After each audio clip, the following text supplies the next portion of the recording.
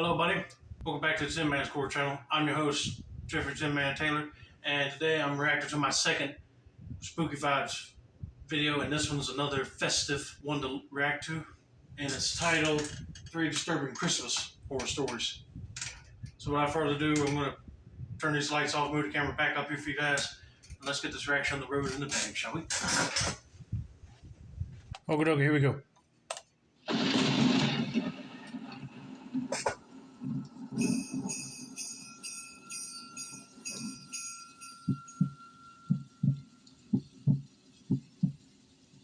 They say Christmas is the most wonderful time of the year. It sure is. There was a point in my life when I actually believed that, but now, to me, it's the most nightmarish time of the year.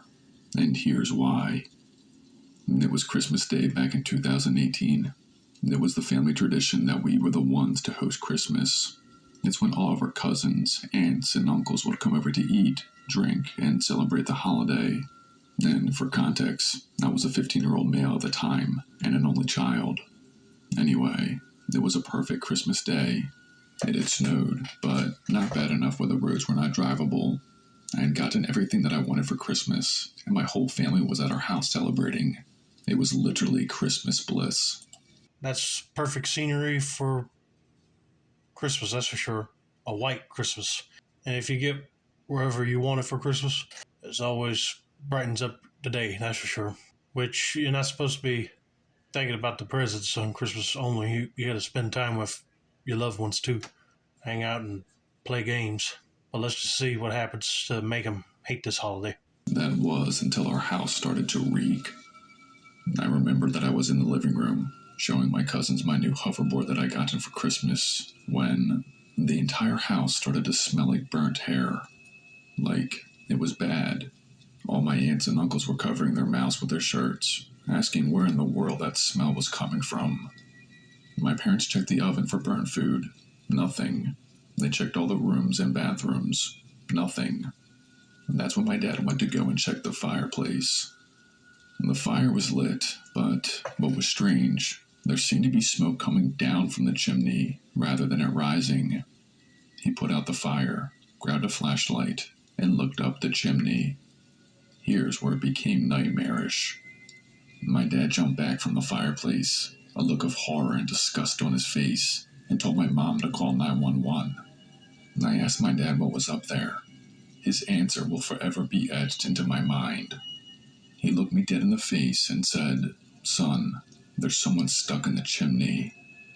The fire department and police were dispatched to our house. Turns out, late the night before, a man by the name of Robert Foley, who was a wanted criminal, attempted to climb down our chimney, most likely trying to rob us. Now, we do have a large chimney, so I guess it is feasible for someone to come down it. However, in Robert's case, when he was trying to come down our chimney, he slipped and his neck snapped. But he did not fall all the way down. He got stuck halfway, with a broken neck. When my dad lit the fire for us during the Christmas party, his body was literally burning, and that was the smell that we all smelled. Burning flesh. Whenever I tell this story, some say it's karma, and that Robert deserved his fate. I guess in some way they are right. We've since filled our chimney, and now we have an electrical one. So, the moral of the story is, for those of you who have chimneys, be sure to check them every once in a while. You may be surprised to see that it's not Santa Claus coming down them. Stay safe. Well, that would ruin a party for sure. But I mean, you shouldn't hate the holiday just because some guy tried to break into your house. But thank God he did not succeed, even though that was awful what happened to him. Snapping his neck all the way down the chimney. But that's just terrible. And luckily for us, we got a fireplace too, but it's not that wide for anybody to slide down in. And we got one of them, I don't know what you call them, like smoke things on the very top. So nobody wouldn't be able to climb up on our roof and slide down it. Man, I hate they filled the chimney up and just put an electric one in. I would have still kept the regular one. If I did, I'll be making sure to check it just like he said. Make sure ain't no rodents or people trying to climb down it like Santa Claus. I'm just sorry that family had to bear witness to smelling a burning body in the chimney. That would definitely haunt me in my nightmares for sure. All right, let's get to story number 2, shall we?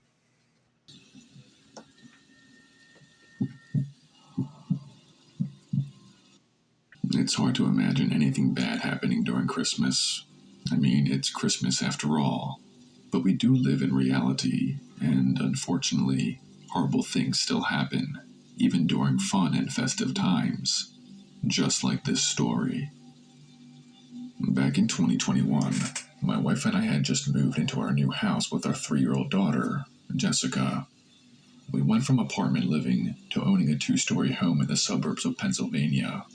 We were a growing family, and we needed more room. That's a step up for sure, because I know living in an apartment would be cramped feeling. And plus, if you're starting a family, you need more room. I mean, I would live in a 2-story house myself if I had the cash to buy one, of course. And also, I will be looking for a house that's either already fixed up or one that's in good shape I don't have to do any major repairs to. But anyway, let's continue on with the story and see what happens next. We were able to move in just before Christmas, which was great. Moving is stressful enough, but moving during the holiday season is a whole nother level of stress.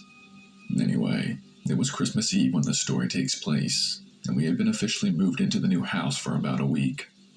There was a blizzard outside, and our daughter Jessica was asleep upstairs in her bedroom, while me and my wife were downstairs watching National Lampoon's Christmas Vacation. And every so often, the baby monitor on our table would go off, and we would hear Jessica mumble in her sleep or make sleeping noises. And yes, we still used a baby monitor with our daughter, even though she was 3, because she did have night terrors.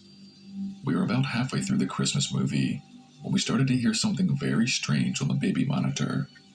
It sounded like Jessica was crying. Like I said, sometimes she does have night terrors, but these cries sounded different. It also sounded like she was saying something in a pleading voice, but we could not make out the words on the monitor. I was about to pause the movie and go upstairs to see what the issue was, when, on the baby monitor, a low, grunting male's voice said, "Come with me." My wife and I bolted up the stairs and barged into our daughter's room. Jessica was hiding under her covers, and her bedroom window was wide open. With tears in her eyes, she said that Santa was in her room, telling her to come to the North Pole with him. We looked out the open bedroom window and saw a man in a red Santa suit getting into a white van and driving off. Unfortunately, even with the police involved, we were never able to catch whoever tried to abduct our daughter. Even to this day, she is still traumatized. Anytime she sees Santa Claus in public, she clutches my hand and starts to cry.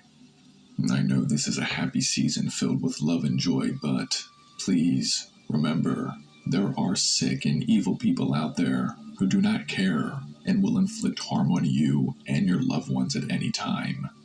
Please be safe. Oh man, that is awful. That somebody would be twisted in the head, dressed up like Santa Claus, and sneak into a little girl's room trying to kidnap her. And now every time they go out in the public and see a Santa Claus helper, she gets scared. See, this is why people got to be careful around Santa Claus now, because you never know if he'll act creepy towards you or your kids. He might want to kidnap you, or might have been a murderer hiding in plain sight. You just don't know. I can't believe people like that would just use image of Santa Claus just to disguise themselves to carry on their evil, twisted plans. It's sickening to think that people would do that. That's why most of the people either are scared of Santa Claus or do not believe in Santa Claus, because of stuff like this happening. Makes me so daggone mad. But thankfully, she was all right. On Christmas Eve, I'm just going to say this. Make sure your windows and doors are locked. You never know, some sicko dressed as Santa Claus wants to break into your house to either steal something or kidnap your kids.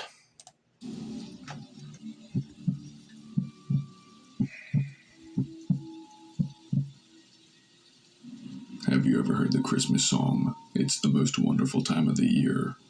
Well, I used to think Christmas was the most wonderful time of the year. But now, especially after I tell you this story, you'll see why it's not. Listen to this. Being a nurse has its pros and cons. A pro is that I get to help people, which I love. A con is sometimes you have to work on Christmas, like I did in this story. It was Christmas Day, and you guessed it, I was working the night shift. I guess it wasn't too bad. I did get to see my parents open their gifts earlier in the day, and I got to see my cousins for a brief moment.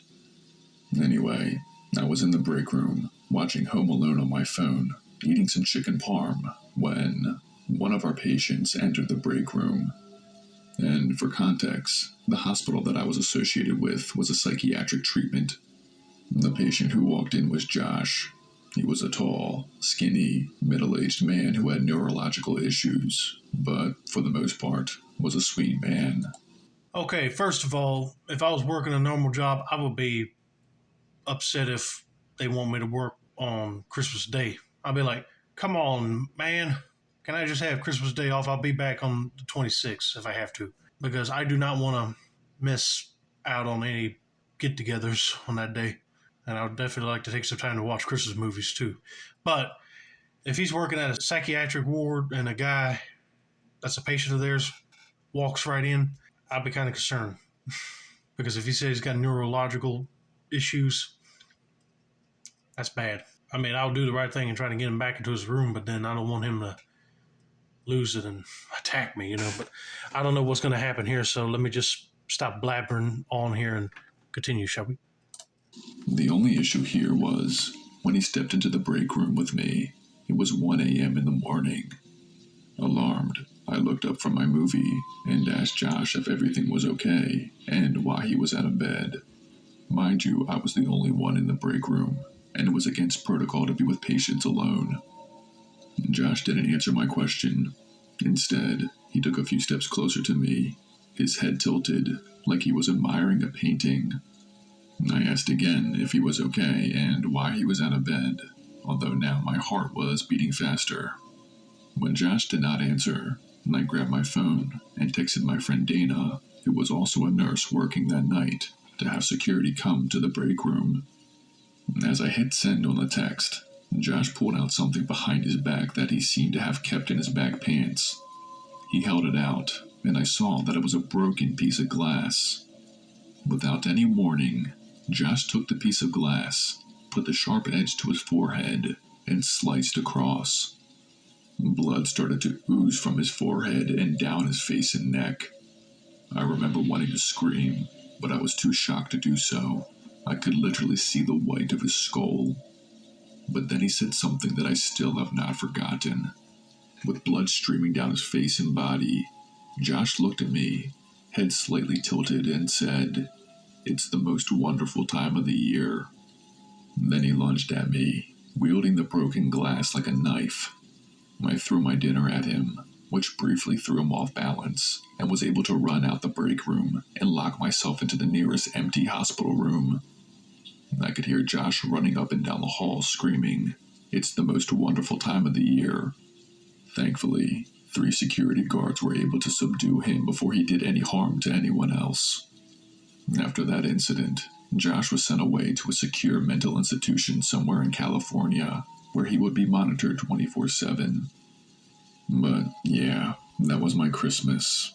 And now, anytime that I hear the song, "It's the Most Wonderful Time of the Year" by Andy Williams, I get flashbacks of Josh's bloody face smiling at me with the broken glass. Which sucks, because that was my favorite Christmas song. Oh well, that's life in the medical field. Have a very Merry Christmas, everyone.